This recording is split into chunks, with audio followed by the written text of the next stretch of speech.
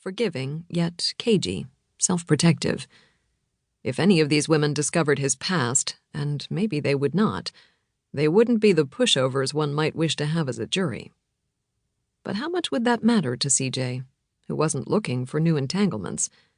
An inspiring, peaceful setting in which to live and paint was his central aim. The Geller sisters, too, had particular aims. They had certain expectations, desires, long-held beliefs. They had no idea that everything safe and familiar would be undone at the intersection of a man and a house and a secret. Not CJ's, but another's. Of course, each of them had their own secrets, too, hidden and protected by long and careful habit. Revelation is risky. Suppose it leads to a fall. Ah, but suppose it leads to flight. Chapter 2. Tough Situations.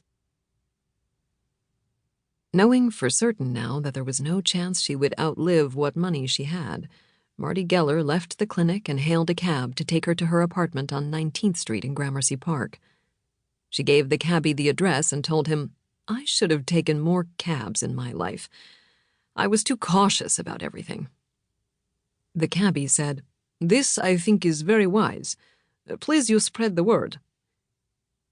Marti was one of those unlucky non-smokers who'd developed lung cancer mysteriously, then spent 4 years playing tumor whack-a-mole with diminishing success, before today's appointment, where her oncologist told her there was nothing more to be done. The high probability of her dying from the cancer had been known and more or less accepted by Marti and her 3 daughters. That she would die soon, though, likely within the next couple of weeks, was news Marti intended to keep from them until it became a fait accompli. Just the same, once she got home from the clinic where she'd been given her final prognosis, she would ring up her middle daughter, Claire, to tell her that the doctors had run through all possible treatment options, and it would be palliative care from here on out. If Claire asked for a timeline and particulars, Marti would be vague. She chose Claire for this and not her oldest daughter, Beck, because Claire was a doctor herself, though not here in New York, and because Claire was not Beck. The day was cold, but clear.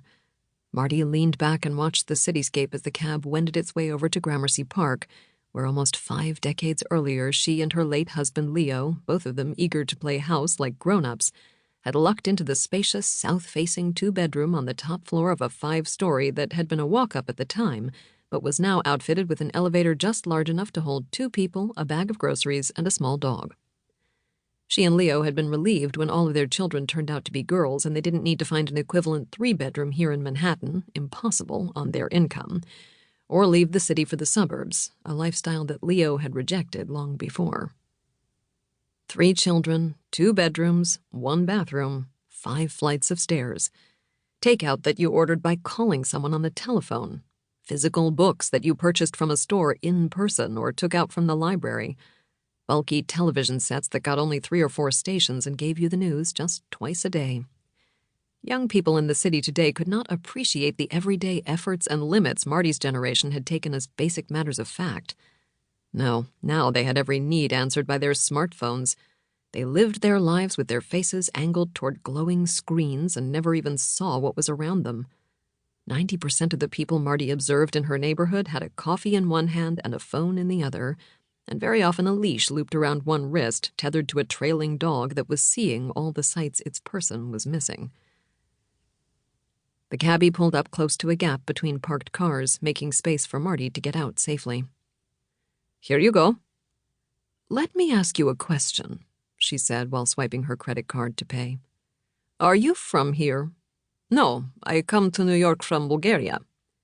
"When you're not driving, I hope you don't walk around with your phone in your face. This is a wonderful city. It's terrible, too, in some ways, but it's an exceptional place. And I hope you aren't sorry you came from Bulgaria to work and live here. I hope you notice all the wonderful things." He said, "I love Shake Shack. Best cheeseburger in my life." "Well, I don't disagree with you there." After living 5 decades in the same location, Marti still liked her neighborhood, and she liked her controlled rent even more, since she was now